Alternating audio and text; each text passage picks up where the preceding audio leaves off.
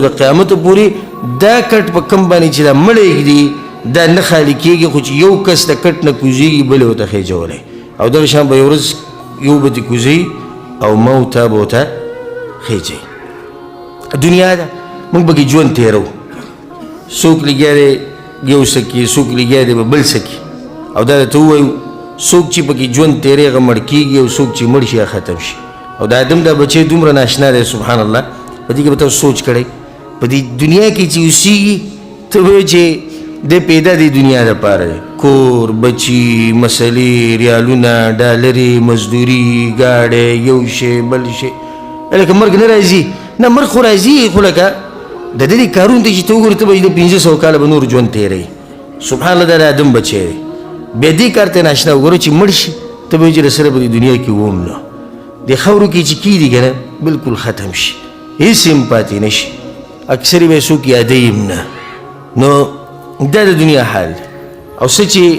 راتلونکي دی هغه راتلونکي لازم به راځي من کان یرجو لقاء الله فإن أجل الله لآت هغه نیټه چې کوم الله یې ښودې ده هغه به لازم راځي په دې کې څه شک نشته عمر بن الخطاب رضی الله عنه هغه به روزانه دا خبره کوله وی كل يوم يقولون مات فلان ومات فلان روزانه دا خلک وایي پلانې مړ شو پلانې مړ شو او یو ورځ به داسې راشي چې خلک وایي چې عمر مړ شو او سبحان الله همدغه شان وشو چې یو ورځ اعلان وشو په مدینه کې چې څوک مړ شو عمر مړ شو اوس هم خلک وایي پلانې مړ شو پلانې مړ شو خو صرف د پلاني دا نوم ټکټ که خپل نوم ولګوه صرف د پلاني دا نوم ټکټ که خپل نوم ولګوه مړ شو دې مخکې ورځو کې زموږ یو ملګری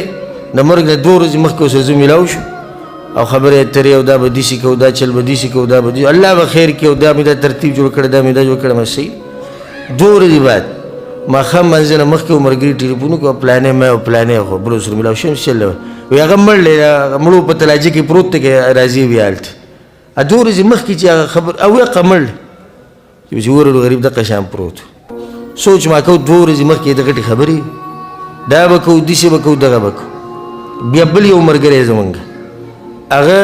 د مرګ نه یو ورځ مخکې ماښام مونځ یې زما په جومات کې وکړو او بیا ما له کور ته راغلی زمونږ کور ته نو ماشومانانو یې د ځان سره څه شی وړی نه هغه یې ما له واپس راوړو چې دا یو ماشوم سره لاس کې ونیو یې ما ترې راغستی زما صحیح ده بیا موږ یې څو منټه یې خبرې وکړې او ما بیا ملاقات وکړو انشاءالله او ضرور بیا ملاقات کوو او د روانې جمعې به چېرته چکر هم لګو چې ستا د اجازات کوو ما صحیح ده انشاءالله ته بیا راشه په سبا له